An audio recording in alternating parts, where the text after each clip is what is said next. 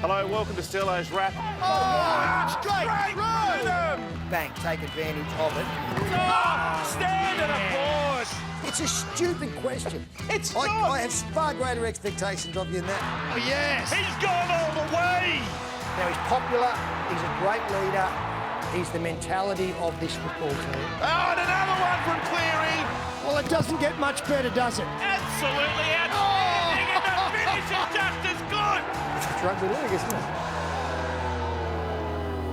Hello, welcome to Sterlo's Wrap. Manly and Penrith through to preliminary finals, and the Roosters and Eels have said goodbye to season 2021. Two very different games that we've seen this weekend, Pete. They were very enjoyable, especially the second game, obviously. The closeness of that score was fantastic. But what we have seen coming out of this weekend, the top four teams that finished there after 25 rounds have moved through to the grand final qualifiers. We keep talking about the importance of those four coveted spots in front of finishing outside where you can't make an error, where it's sudden death from week one. And the four teams, the seedings have worked, and I think we kind of predicted that a couple of weeks ago. Indeed, they're just changing dance partners after that shock result for Penrith exactly. in week one. Manly 42 over the Roosters 6. The Sea Eagles have secured a grand final qualifier against South Sydney on Friday night. After a disappointing performance, probably their worst performance in quite a while against Melbourne, that was some turnaround for Manly. Well, it was. In fact, if you have a look at the first 20 minutes of both teams the previous week, it's a complete turnaround to what we saw there. Manly were poor against Melbourne, let them get away to the good start, came up with the errors, ill-discipline, gave away penalties and 6 against. Well, in this game, it was the Roosters, who'd been very good the previous week, who got it all wrong. They came up with the errors and conceded points on the back of that. And once Manly got on to, got the momentum, they never looked like really letting it go. And I thought it was just a complete all-round performance from them, led by the forwards. Like, obviously, the backline members are going to get plenty of raps, but I was interested to see Sean Keppie come into the run-on side and Marty Tapau go back to the bench. I thought he justified that. And alongside Josh Aloiai, they really set the tone, the two front rowers, and Marty Tapau came off the bench, actually ran for 140 metres. So his impact was great. I'm just wondering next week whether Des Hasler might go with the same kind of approach, because the youth of Keppie alongside the experience of Aloiai worked really well together, and it brought Jake Trbojevic into the game as well. And that set everything up there. That allowed the backline members to do what they do so well, because the platform and the ascendancy have been gained with the forwards. Yeah. With the new rules, Pete, the number 14 utility player has been a really important role, or taken on more significance in terms of its role within a 17. And the player that's really escaped a lot of the headlines is Dylan Walker. What a great job he's done for Manly, playing really as a running forward. Well, he's perfect, isn't he? He's such an experienced player. He's a representative player, and he is one of these men who can come off the bench and cover anywhere, certainly in the back line, and you throw him in the back row and he'll get a job done. There's a touch of class about him. And I do think the number 14 role is becoming a specialist one. You have a look in the other game, Will Smith was excellent. Nico Hines plays that role for Manly. And I mentioned over the weekend that next year I think Anthony Milford will do a great job at South Sydney, and Connor Watson at the Roosters. But for Manly, this guy, Dylan Walker, he's been fantastic in recent weeks. And you can play him anywhere. He's a ball player, he's a runner, he's experienced. So he covers all bases for them. So when they're going well, to be able to bring a Walker on to keep the energy going, it's really dangerous, isn't it? And we saw, they were already on top, but he really pushed home that advantage with his energy. It covers both ways, doesn't it? You maintain the rage by bringing him in, but also if you get a problem in your back line with an injury, you can put him there with confidence that he'll not only just do an adequate job, he'll be very, very good in that role. He's an origin centre. Exactly. But he can play in the halves. You put him in at number 13 as well. So he was a star for them. They had plenty of them. He was one of the stars. What about Turbo? Another week? Well, Turbo... Another superlative? Turbo was able to play the way that he did because of that start we've spoken about. The players got it right for him to be able to come in and do what he does so well. Like his statistics this season, like these are remarkable. Well, let's have a look at this graphic. Like, this is off the charts. equal leading try scorer. He's second in try assists. He's a fullback. Second in line break assists. And you can't tackle him. He's got 117 tackle breaks. And on the right-hand side there, Ruben Garrick, 322 points. Now, he's only 10 short of breaking the all-time record for points in a season. That's Hazem El Masri. And look at the line break. So I mean, he's an unsung hero in that Manly team. But Turbo and the guys around him, like you say, it's a winning recipe. Well, the two things there is that, firstly, with Tom Trbojevic, that's half a season, or just over half a season. Right. Like I think he's played maybe 17 games. I think he played 15 through the regular season and 2 finals games. And Ruben Garrick was in a team with leading point scorer who didn't take out the minor premiership. Now, they ran 4th. So it's a phenomenal They lost effort. their first 4 games. Throw Saab in there, and it's just a point-scoring bonanza. But, if you can set the game up, then Trbojevic will finish it off for you. I've got to mention Daly Cherry Evans as well. You know, a lot of the halfbacks are getting raps, but Cherry Evans' managing of this game was as good as any number 7 that you will see. And such was the luxury for Manly's performance here was that they took both Tommy and Daly Cherry Evans off early in this game. So that's how comfortable the victory was. But I thought Daly Cherry Evans was fantastic. His partnership with Kieran Foran, it's back to the future. Yeah. They were premiership winners a decade ago, and they're playing, as well now, and are going to be really tough to overcome next week with their confidence up. 40-odd points scored in this one, but defensively they were great as well. So it's everything positive for Manly coming out of this game. The Battle of the Ones was the marketing point, wasn't it? Tedesco and Trbojevic head-to-head. Look, obviously James Tedesco's influence in this game was quelled by the scoreline and the dominance of Manly, but without Tedesco, they don't even make the finals. Even in this game, Matt, he was head and shoulders above any of his teammates, and for parts of the game there, he was, I wouldn't say playing them on his own, but he was just the dominant factor for this Roosters outfit. Who, after 20 minutes, I think the writing was on the wall. But in the last minute of the game, I think Teddy actually admonishes, I'm not sure what it said, right at the end of the game, when they're 30-odd behind, and they just took the tap and kicked it into touch. He wanted to have a shot. He wanted to try and put something on, and was disappointed that wasn't the mentality around him. That he wasn't thinking scoreboard at all. He was just thinking, the siren hasn't sounded. Let's do something positive here. And that's his mindset, and that's the way he's played all season.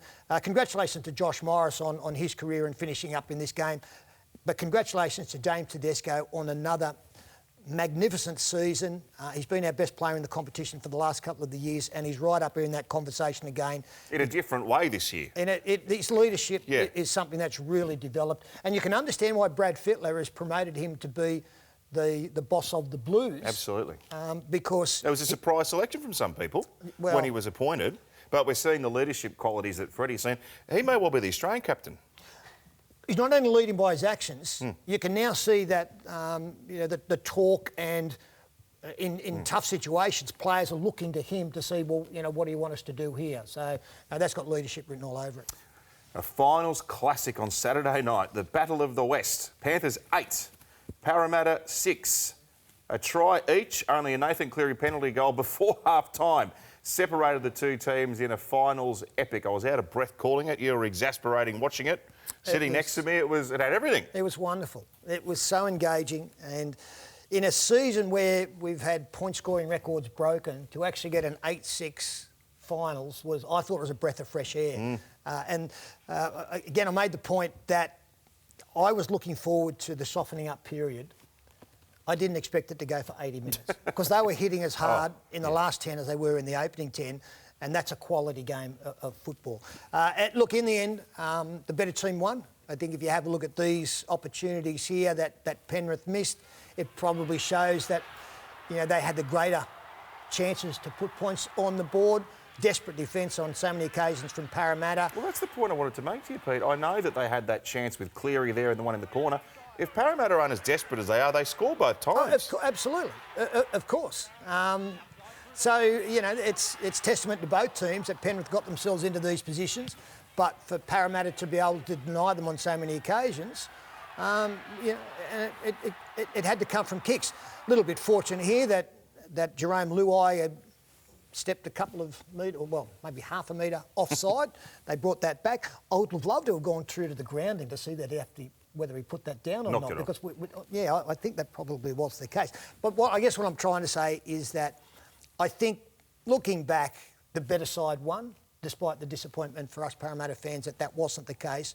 But the question now, is that going to be physically draining for the Panthers to go in against the fresh Melbourne Storm, or does it battle hard them even more and puts them in good stead? What do you think?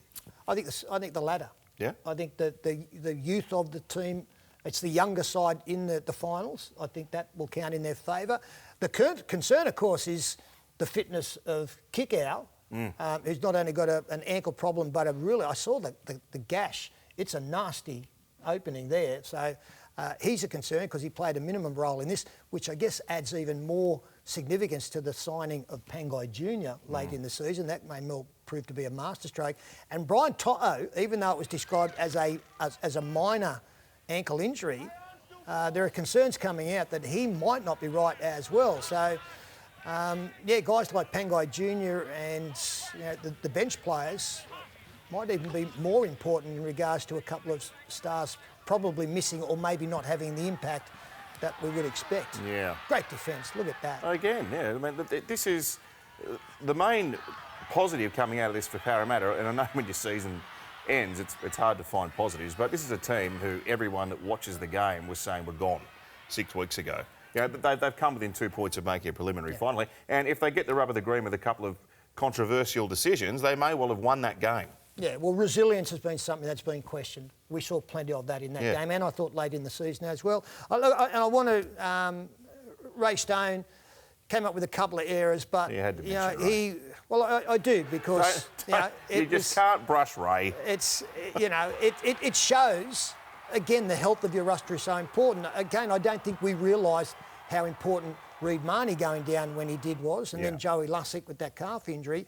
Ray Stone came in and he worked his backside off. A couple of errors there. When you are not a specialist dummy half, you've probably got to expect that. So whilst there were a couple of errors in there, the good certainly outweighed the bad for Ray's game, but it showed that to lose your specialist number 9, it's a real blow. Well, the Panthers got their specialist fullback back from injury, and I'm thinking after a few minutes he might have wished he was on the sidelines again. Well, it was a shonky old start for Dylan Edwards, who actually came good. Thankfully for him, but gee, they put him under the microscope. Well, when I saw this, it reminded me of that game in Bathurst. I think it was against Melbourne. It was. Where he dropped 6. He dropped everything. He went into the sheds after the game and tried to put his head in his hands. He dropped it as well. Like he just. That's your best. Oh, you can't retire. You've still got too much material. That night in Bathurst, that could have been such a crisis of confidence that you don't come back from. Yeah. And when that first kick went up and the try was scored and there were a couple of other dusty moments, you thought, well, is that going through his mind? Because it was in mine.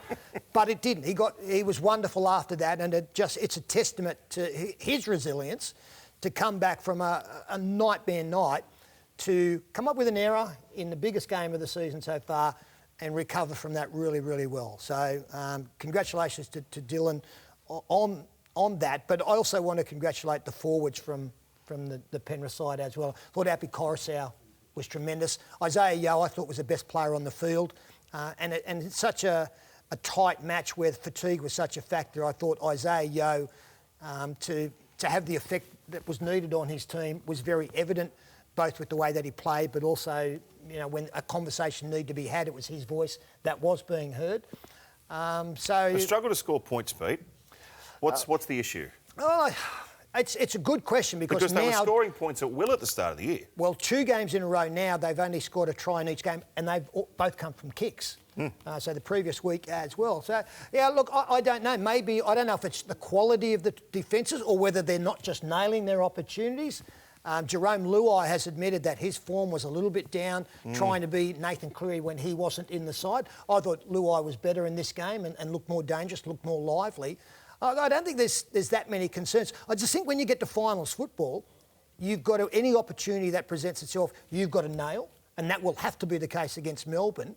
But they're creating enough, they're just not converting that into points.